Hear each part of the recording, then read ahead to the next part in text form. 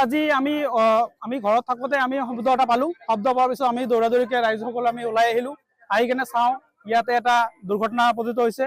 এখন মহেন্দ্ৰ পিকআপৰ লগত এখন বাইকৰ লগত এটা দুৰ্ঘটনা হয়। দুৰ্ঘটনাত আমি যিটো আমি চাইছোঁ সেই দৃশ্য একচুৱেলি দেখা নহয়, দেখিব পৰা অৱস্থাত নাছিলে।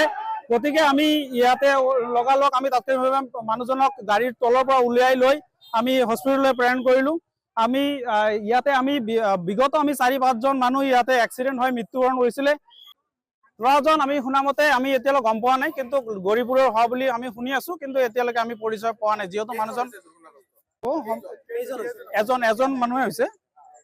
এতিয়া 9:15 মান হ'ব চাগে দুৰ্ঘটনা হোৱা, আৰু এজন মানুহে আছিল বাইকত।